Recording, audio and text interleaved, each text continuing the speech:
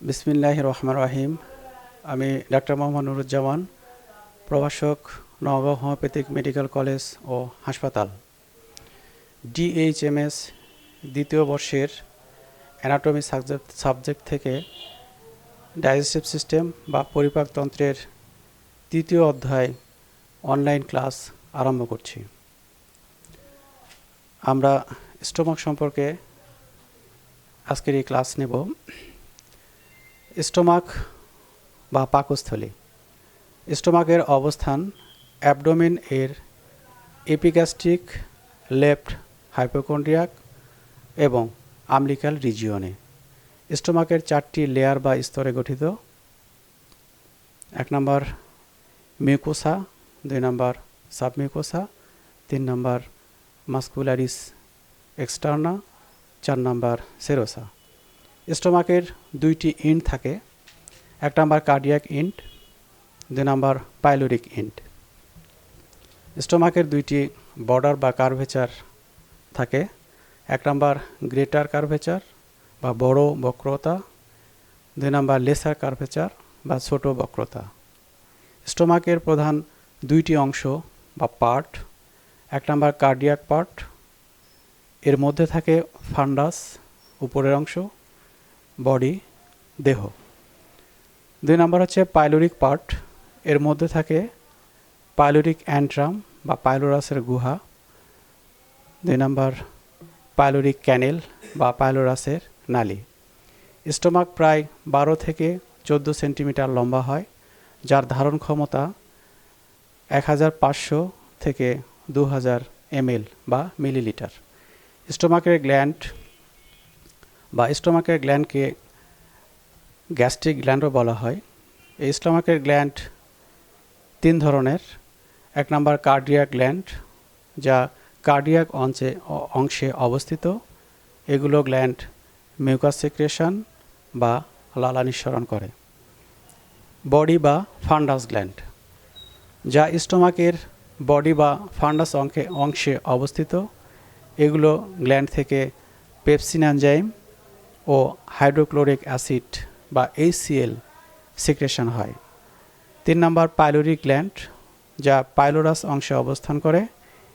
এগুলো গ্ল্যান্ড থেকে mucus secretion হয়। এখন আমরা স্টোমাক চিত্র অঙ্কনের মাধ্যমে জানব।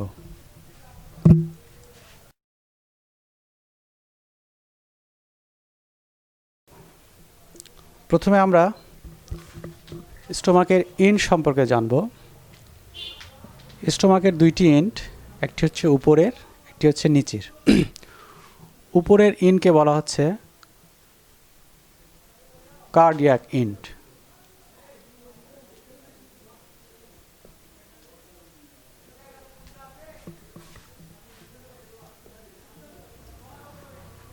নিচের ইন্টকে বলা হচ্ছে পাইলোরিক ইন্ট।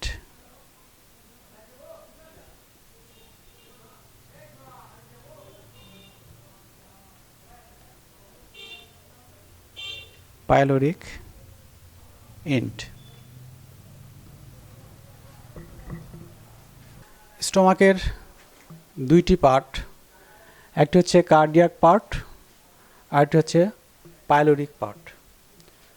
কার্ডিয়াক পার্ট উপরের অংশকে বলা হচ্ছে, আমরা আগে লিখে নিই কার্ডিয়াক পার্ট।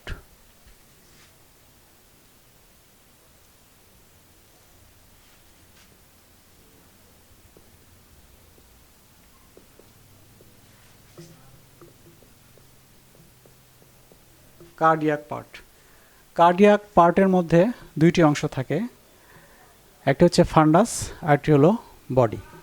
তাহলে আমরা এখানে লিখে নিই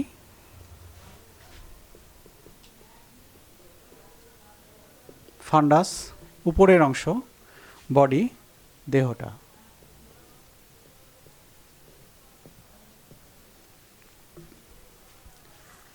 নিচের পার্ট পাইলোরিক পার্ট। পাইলোরিক পার্টে থাকে 2টি অংশ, একটি হচ্ছে পাইলোরিক অ্যান্ট্রাম, আরেকটি হচ্ছে পাইলোরিক ক্যানেল। তাহলে এটা হচ্ছে পাইলোরিক পার্ট।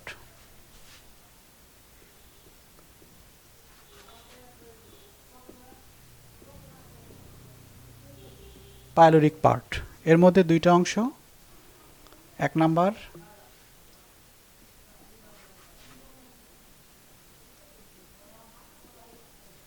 পাইলোরিক অ্যান্ট্রাম,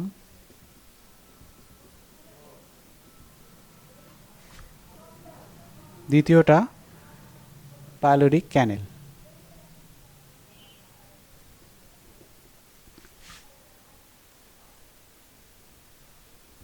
ক্যানেল স্টোমাকের তিনটি অংশ, একটি হচ্ছে ফান্ডাস উপরের অংশ, দ্বিতীয়টি হলো বডি দেহের অংশ, আর তৃতীয়টি হলো পাইলোরাস নিচের অংশ।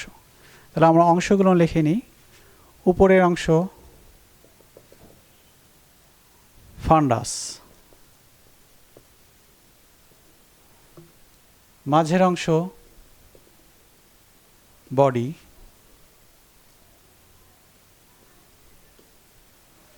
শেষের অংশ পাইলোরাস। পাইলোরাস স্টোমাকের দুইটি কার্ভেচার থাকে, একটি বড় ধরনের কার্ভেচার অর্থাৎ বড় বাঁকা অংশ, আরেকটি হলো ছোট কার্ভেচার ছোট বাঁকা অংশ। এই দুটো আমরা লিখে নিই। স্টোমাকের বড় কার্ভেচারকে বলা হচ্ছে গ্রেটার কার্ভেচার। তাহলে আমরা এখানে বড় বক্রতা লিখে নিই গ্রেটার কার্ভেচার।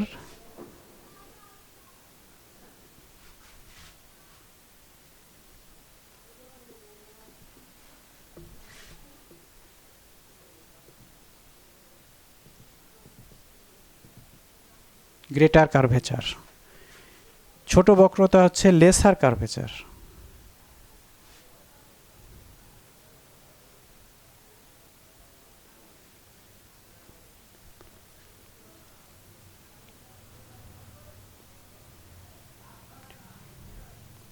Laser curvature. এরপরে স্টোমাকের দুইটি নচ থাকে অর্থাৎ খাঁজ বলা হচ্ছে, একটি হচ্ছে উপরের, একটি হলো নিচের। উপরের খাঁজটিকে বলা হচ্ছে কার্ডিয়াক নচ। তাহলে আমরা এই খাঁজটাকে লিখে নিই, এখানে আঁকায় নিই কার্ডিয়াক নচ।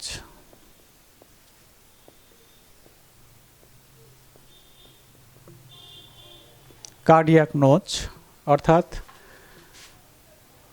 স্টোমাকের উপরের অংশ, অর্থাৎ স্টোমাকের উপরে থাকে হার্টের সাথে সম্পৃক্ত অংশকে কার্ডিয়াক বলা হয়।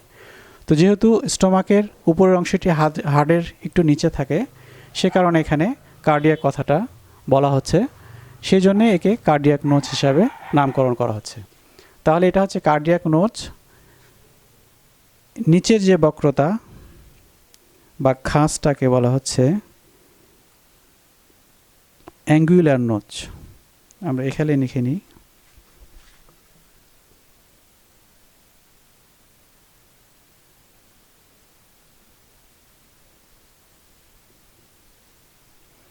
Angular notch.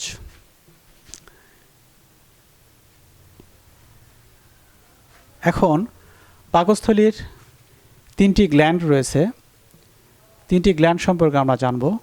একটি হচ্ছে কার্ডিয়াক গ্ল্যান্ড, অর্থাৎ পাকস্থলীর মুখের অংশে থাকে এগুলো বেশিরভাগ, এটাকে বলা হচ্ছে কার্ডিয়াক গ্ল্যান্ড।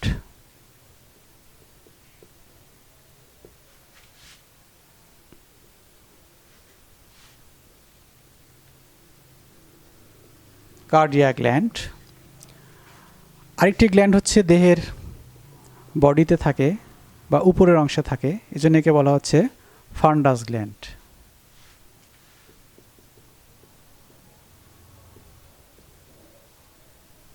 ফান্ডাস গ্ল্যান্ড। আরেকটি স্টোমাকের নিচের অংশে থাকে, এজন্য একে বলা হচ্ছে পাইলোরিক গ্ল্যান্ড বা পাইলোরাসের অংশে থাকে, এই জন্যে এই গ্ল্যান্ডটির নাম হচ্ছে পাইলোরিক গ্ল্যান্ড।